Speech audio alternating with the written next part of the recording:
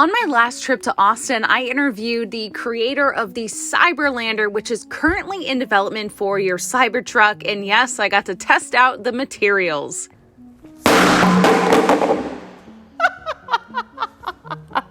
But I learned during that interview that Cybertruck was actually not the original idea. In fact, EcoMansion inspired Cybertruck. So I wanted to get into that interview with Lance and give you a little bit more background and see if you would be interested in having this EcoMansion. Cyberlander did not come first for you. This Correct. did. EcoMansion. EcoMansion, yes. Tell us all about it. Okay, so I had observed with my own mistakes of buying homes that most people make the same mistakes. We buy an entry-level home that's not real good, doesn't meet our needs. Then we buy a family home as we get a larger family. And they're usually not real well made either, and we get tired of all the maintenance and repairs, and so then we decide someday when I can afford to, I'm going to get something really nice. And we end up buying basically a mansion, or at least a McMansion. Meaning a bigger home that's nicer. And we find that there are lots of rooms we don't ever use, but yet we still have to maintain it. We waste a lot of money on utilities. And then there are all those bathrooms that aren't being used that have to be cleaned on a regular basis. And it just gets old. It takes a lot of the fun out of owning a home. And then after a while we decide, you know what? I want something simpler, smaller, that has less maintenance. And I thought, you know, wouldn't it be nice if you could buy something like that as your first home and not have to move on to another one and then another one and then another one. You could live in it your whole life and upgrade it as you could afford to upgrade it, right? But have that one home that would serve all your needs for your entire lifetime. And if you were to do that, you would want it to be something that had really low maintenance. And we looked at home automation and we thought, you know what, most of the home automation is a disaster. Most of us don't want to spend the rest of our lives saying, Alexa, turn on the hallway light. Alexa, turn on the bathroom light. Alexa, turn off the bathroom light, turn off the hallway light, turn on the kitchen light. You know, it gets old pretty fast. And so we thought there had to be a better way. And since what StreamIt does is advance sensors and analytics with artificial intelligence, we invented a new type of sensor that we thought could do that, and it has patents pending in 140 countries. And we're planning to bring that home automation into the world, and we thought the best way to demonstrate that would be to build our own home, to create the demand for it. And what better way than EcoMansion? So EcoMansion was on my mind when the Cybertruck came out, and I thought there needs to be an RV. And I thought, wow, wouldn't it be awesome if it were a small EcoMansion that went around in the Cybertruck? And we called it CyberLandr. Right. So that was the inspiration for that, and that's why it has the home automation it has in it, with the artificial intelligence, the clean modern design. It was an outgrowth of the work we had already been doing on EcoMansion. Right. And EcoMansion was a collaboration with Brian Foster, who is an absolutely brilliant designer, and Stanford Richens, who's a brilliant architect. And so that's the team that has brought together to do Cyberlander, and you can see they've got some great experience. So what makes it eco? So what makes it eco is it's super insulated. It's designed to produce more energy than it uses. So not just net zero energy, but net positive energy, so that there's energy left over to charge electric cars. And so that was the thinking behind it. We didn't want to make an eco-friendly home that was a compromise. Yeah. So many times people think, well, if it's an electric car, it has to be gutless and no fun to drive, because that's the way they were for such a long time, until Tesla changed the paradigm and said, no, it shouldn't be a compromise in any way. It should be better than anything you've had in the past. Yeah. And we felt the same way about a home. An eco-mansion should be better in every way. And so we call it eco-mansion, but in the sense of a tiny mansion. You know, most homes aren't real well made. You know, it's like the RV industry. They make them of sticks and tin, and homes are made of sticks and vinyl siding, and none of them are very good. And so we wanted to make this out of much more durable materials. So it's an insulated concrete form home. You could drive a car into it at 55 miles an hour, and everybody in the car will probably die, but everybody in the house will be just fine. And So it's built to much higher standards than most homes are, which is why we call it a mansion. In fact, it's built to the higher standards than most mansions are built. What is the progress on EcoMansion now that so much of your attention is on Cyberlander? Is this still a thing? It eventually will be a thing. So it's had to take the back burner while we get Cyberlander out the door. But we've had lots of interest from developers, even right here in Austin, for some of these. We think this and many other markets would love to have something like this, a right-sized home that's well made and a joy to live in.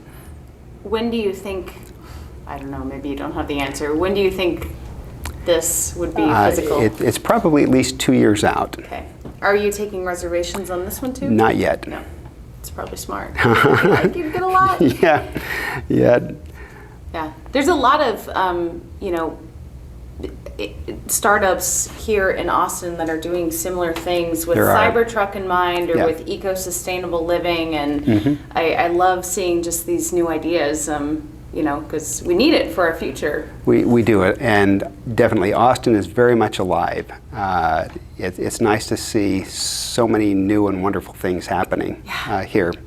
It's like the glory days of Silicon Valley all over again. Yeah, why do you think it is drawing, so much, boring companies now here, Neuralink, like why is everyone coming here? You've been here for about a year, but you've lived in other places.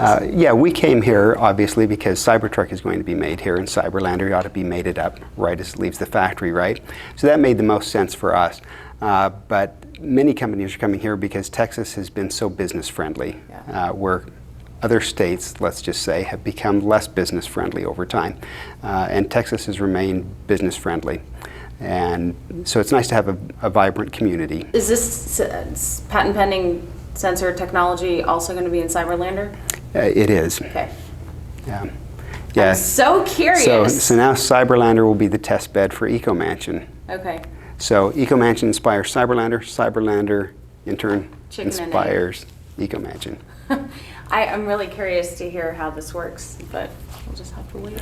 Yep, more good things to come. So it's an insulated concrete form, and I don't know if you've ever seen those, but they go together like Lego building blocks, and then you pour concrete in the middle. So you end up with a very strong monolithic structure. We're going to do some other really unique things as well. In terms of the way we do the foundation, it'll be much more like a commercial building than a traditional home.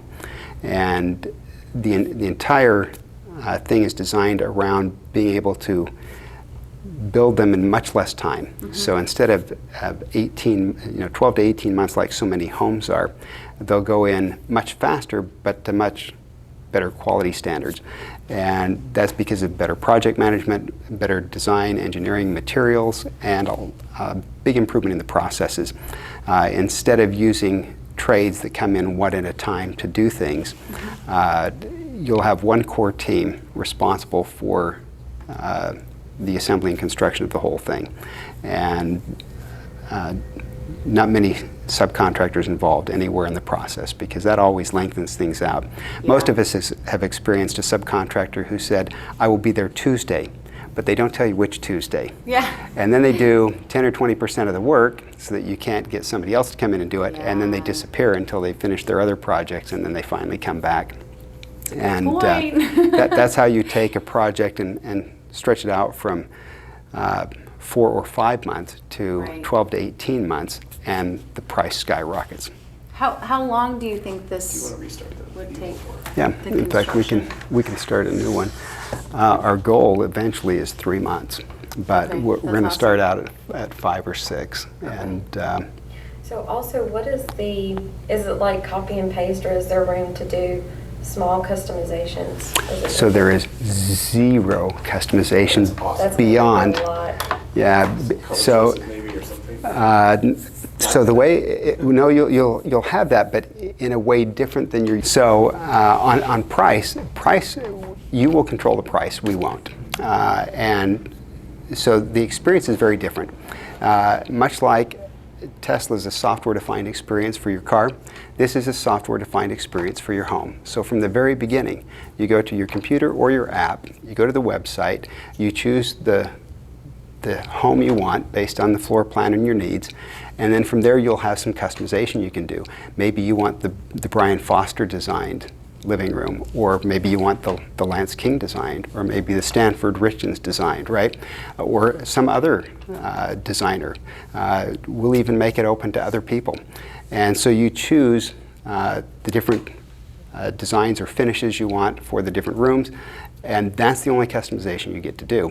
Or you can choose to have it unfinished and you do it yourself later. And of course, that would be the least expensive option. But the idea is, a lot of the cost overruns come in because of customization. And so the more we can limit that, the more money we can save you. And you know, we'll have a good group of designers producing some amazing things, and most people will find something that they're absolutely thrilled with. But if not, you just choose the unfinished and do it your way. But you were saying you don't look at it as price by square foot. Right, so I'm frequently asked, what is the cost per square foot? And it runs the gamut from not very much to a ton, depending on what you want. For example, one of the options will be a 120-inch or larger direct view LED TV screen. Currently, those cost about $100,000. But to have that LED wall in your living room is awesome.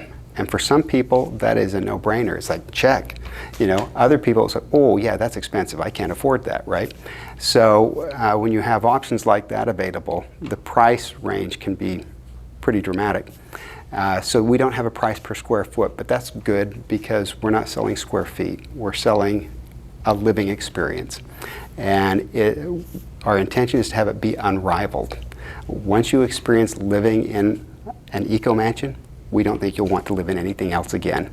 Even if that's a $30 million mega mansion, we think you'd give it up in a heartbeat for an EcoMansion just to have the experience. So pretty bold, but hopefully accurate. So I have had a backlog of things to edit, so I finally got around to editing this video, and man, if I could sign up for an EcoMansion now, count me in. I think that this is a beautiful idea, and I want to know your thoughts in the comments. So please leave your comment below if you like this idea and this is something you would be interested in, or if maybe you would prefer a boxable or a home in new community. I've been covering a lot of these more futuristic housing development ideas, and you guys have really been liking these videos. So I appreciate the support for the channel, and there is a lot more to come, so stay tuned. I'll see you in the next video.